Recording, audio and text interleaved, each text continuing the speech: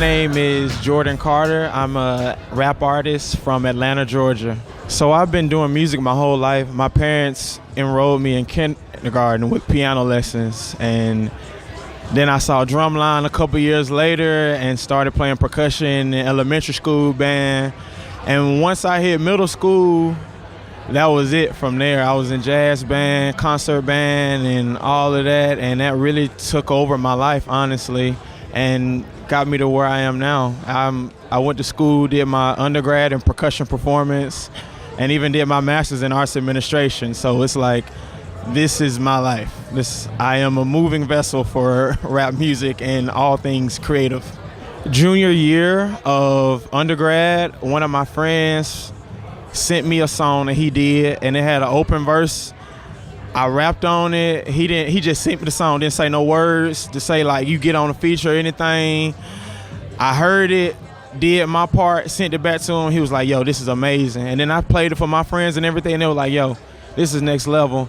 And I had been rapping in high school a little bit. Like after school would end at 3:15, marching band practice would start at 3:45. So in between that 30-minute time span, I would have my mom's digital camera and my phone with the portable speaker, and somebody would be recording me, and I'd be freestyling off my phone with the raps that I wrote in 9th grade and whatnot.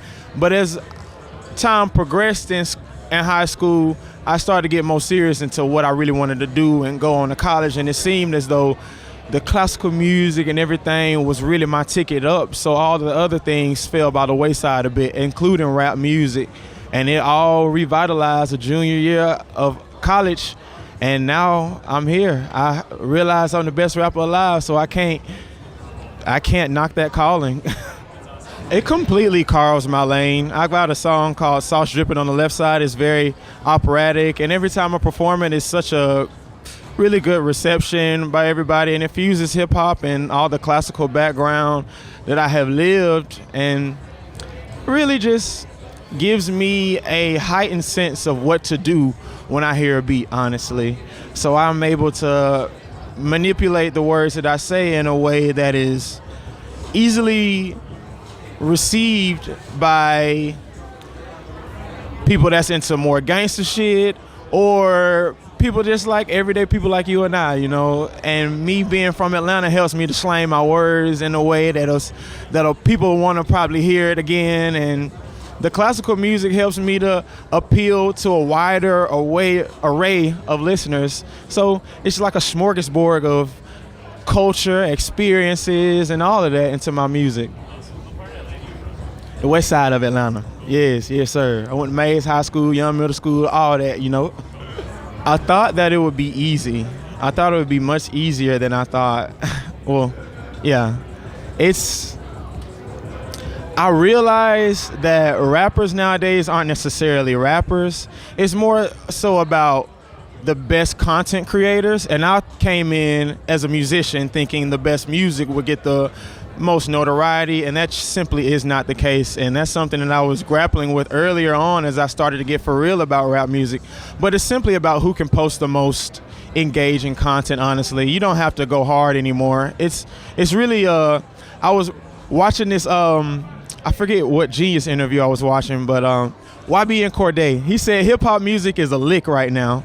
And I agree with that, but at the same time, that has the whole commodification of rap and everything by the big record labels has incentivized everybody to say anything on a track just to get on and whatnot. And that could be their truth, but it's really oversaturated now. So there's a false sense of what really is real. And it's a bunch of black folks doing this hip hop stuff. So the idea of what blackness is getting misconstrued in the process.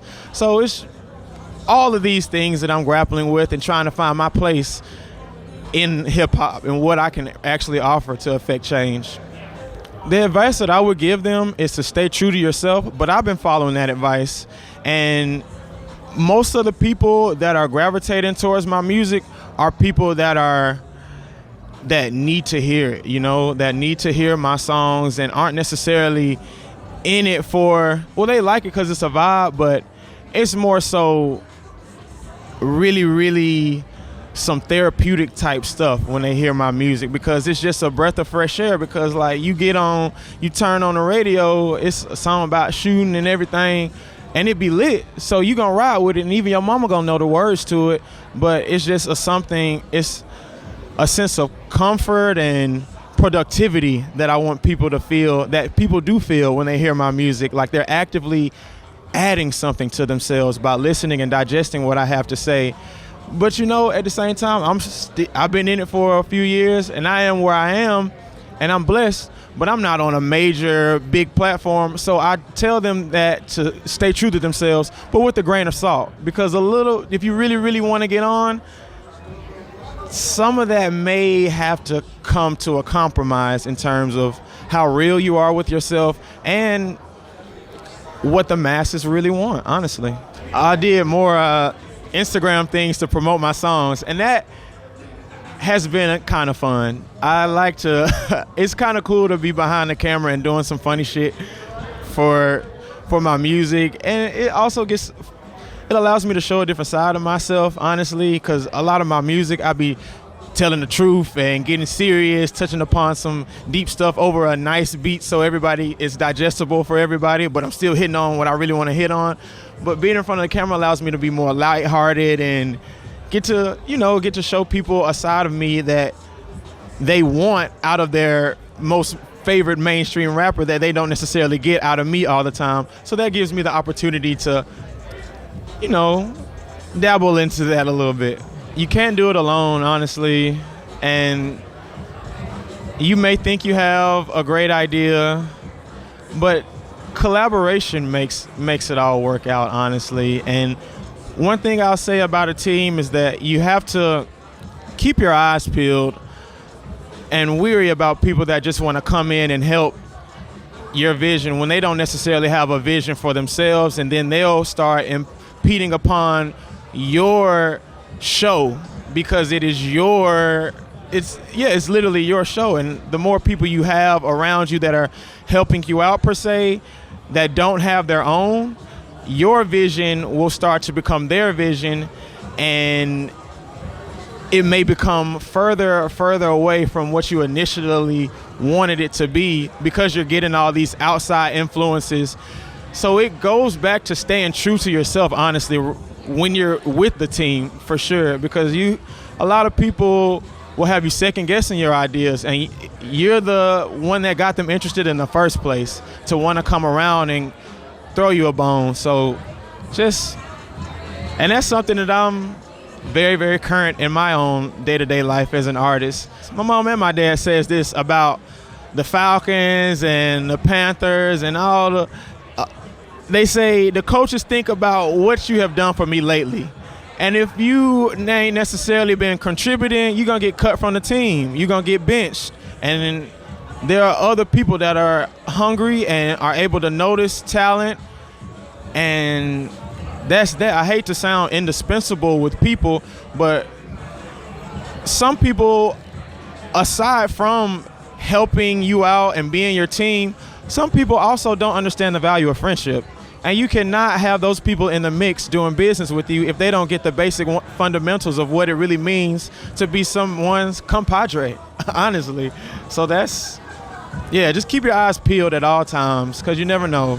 The best way that I found for myself is through Instagram. Everybody's a DM away, as well as through throwing shows, honestly, and collaborating with artists in the cities that you're in, whether that be making a song with them, getting them to open for a show, or go show for show in your city and you get a show in my city. So it's really all about the horizontal networking and making sure that everything is mutually beneficial, because if it's one-sided, then that person may feel like they have leverage on you to do something that you may not want to do in the future. So essentially making sure you meet people halfway with whatever medium you choose to meet people, making sure it's mutually beneficial, as long as it's organic. And organic does not have to mean in person. Everybody's a DM away, absolutely. Independent artist means that you aren't signed to a really, really huge label, but honestly, I can't even say that and not rebut myself, because there's so many mixed ideas of what independent artist means. Literally, independent means by yourself, right? Nobody's an independent artist. Everybody has a team. Nobody can do this alone. And everybody that you're doing this with, you may owe them something, and especially if it's mutual, that means you doing something for me, I'm doing something for you. So like, nobody's an independent artist. We need a new term, honestly. That's all.